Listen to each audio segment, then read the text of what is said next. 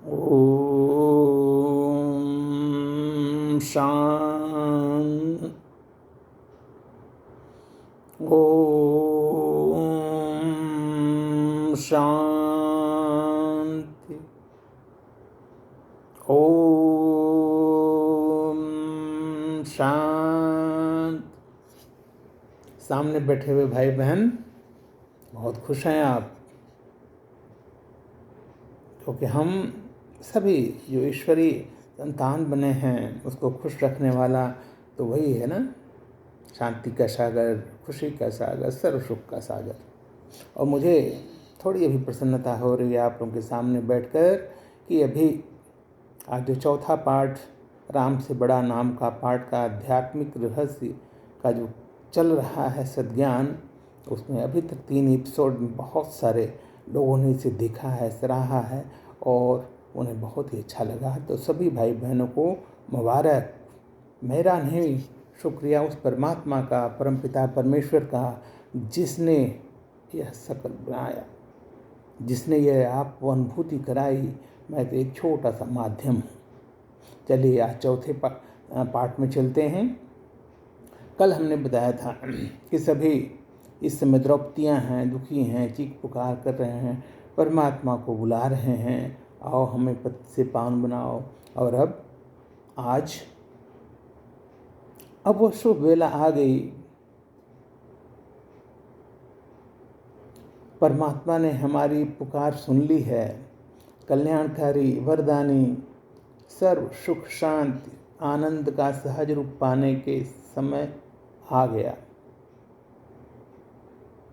युग परिवर्तन को प्रत्यक्ष करने संगम युग का जो अभी यह वर्तमान समय चल रहा है, परमपिता परमेश्वर श्री बाबा परम धाम से इस धरती पर अवतरित हो चुका है। बधाई हो। अपने गीता में दिए हुए वचन को पूरा किया है कि जब जब धर्म की ग्लानि होगी और धर्म की स्थापना करने पुरानी दुनिया जो दुर्जन हैं, दुष्ट हैं, पापी हैं, उनका विनाश करने और नई पवित्र दुनिया की स्थापना करने के लिए मैं आऊँगा। युग युग नहीं, संगम युग, यानी कलयुग के अंत और सतयुग के आदि के बीच का छोटा सा सर्वश्रेष्ठ युग जो किसी को पता नहीं है, किसी भी ज्ञानी, किसी भी साधु संत महात्मा, किसी को नहीं। ये ईश्वर जानता है। इसलिए यह ईश्वर का ज्ञान सिर्फ वही ईश्वर। ईश्वर कौन है? जहाँ मेरी उंगली है, बिल्कुल ज्योति बन, बिल्कुल सूक्ष्म, वैसा ही परमात्मा और वैसा ही हम सभी आत्माएं। इसी में पूरा जो है पार्ट भरा हुआ है, रोल भरा हुआ है, गुण भरे हुए हैं, शक्तियाँ भरी हुई हैं। उसे पहचानने की ज़रूरत है। इसे बोला ना, राम नाम का मतलब है जागृत आत्मा। जगाइए उसको राम नाम से। राम नाम यानी प्रभु की पहचान से ही प्रभु के साथ बैठकर उस योग्य बनना पड़ेगा आपको। उसे कहते हैं क्या? देवों के देव महादेव। इससे ही सिद्ध हो जाता है कि भगवान सिर्फ वही है, बाकी सब देवता हैं, उन्हीं की रचना। भोलानाथ कहते हैं, थोड़ा सा उन्हें प्रसन्न किया और वो सब कुछ दे देता है, जैसा हम बच्चों ने पाया है। यकीन कीजिए, वो इतना आज्ञाकारी है। बाप सर्वशक्तिमान होते हुए, सृष्टि का रचा ब्रह्मांडपति होते हुए, एक बार जो उसके बाबा का बच्चा बन गया, परमात्मा ने उसे अपना लिया। एक बार दिल से पुकारे बाबा, आ गया, आता है। यही है राम से बड़ा राम का नाम। इसी लक्ष्य पर आपको ले चल रहा हूँ। सारे विश्व में चर्चा है, राम राज्य आ रहा है। अयोध्या में जो राम की स्थापना हुई, इसकी घोषणा, इसके बारे में बाबा ने 4 साल पहले बता दिया था। राम राज्य आ रहा है, दुनिया मानेगी, जानेगी। राम राज्य का मतलब सतयुग, सर्वश्रेष्ठ योग, देवी देवताओं का योग, एक राज, एक धर्म, एक राजा।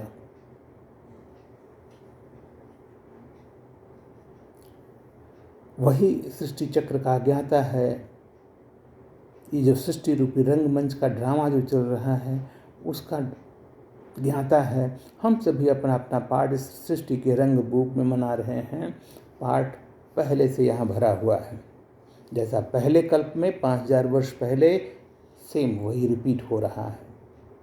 तो ड्रामा के रहस्य को बाबा बोलता है, जो हुआ अच्छा हुआ, जो हो रहा है अच्छा हो रहा है, और जो होगा अवश्य ही अच्छा होगा। इसको गांठ बांध लीजिए। महामंत्र है ये, खुश रहने का और सबको खुश रखने का। वही एकमात्र निरंकार है, अजन्मा है, अभोक्ता है, अनादि है, अनंत है।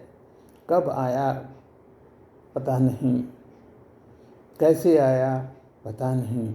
सर्व शक्तियाँ हैं, सर्व गुण हैं, सर्व ज्ञान है। इसीलिए इसे ज्ञान का सागर, दया का सागर, शांति का सागर, पवित्रता का सागर, आनंद का सागर, प्रेम का सागर, रहम का सागर बोलते हैं। बाकी जितने भी देवता हैं उन्हें सागर नहीं, बाबा ने ज्ञान नदियाँ बोला है, ज्ञान गंगाएँ बोला है। हम सभी ब्राह्मण बच्चों को, ब्रह्मा कुमार कुमारियों को भी बाबा ज्ञान गंगाएँ बोलता है, क्योंकि वो ज्ञान को बनकर गंगा की तरह हर एक को उसको बताना है, दिखाना है। इसलिए बाबा के जो बच्चे हैं वो ज्ञान गंगाएँ हैं।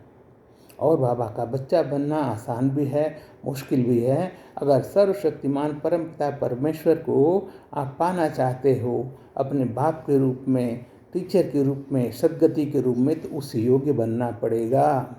ऐसे नहीं एक बार बन गए या बाबा ने आपको एक बच्चा बना लिया, समझ लो सारा साम्राज्य मिल गया। भाग्यदाता, भाग्य विधाता, ब्रह्मांडपति के बच्चे बन गए, फिर क्या। लेकिन उसके अनुकूल बनना पड़ेगा। ये किसी शास्त्र में नहीं है, कोई पंडित पुजारी संत महात्मा नहीं बताएगा। वो यही जहाँ पर बाबा अवतरित हुआ, ब्रह्मा कुमारी के केंद्र में हेडक्वार्टर, इंटरनेशनल हेडक्वार्टर जो माउंट आबू में है, उसकी कृषि शाखा में जाइए, वो आपको सब बताएंगे। आपको योग्य बनाकर उससे मिलाने का कार्य वो हमेशा करते आए हैं, करते रहेंगे, करेंगे। लेकिन जब आपको निश्चय होगा, आपके भाग्य में होगा। ओम शांति, ओम शांति।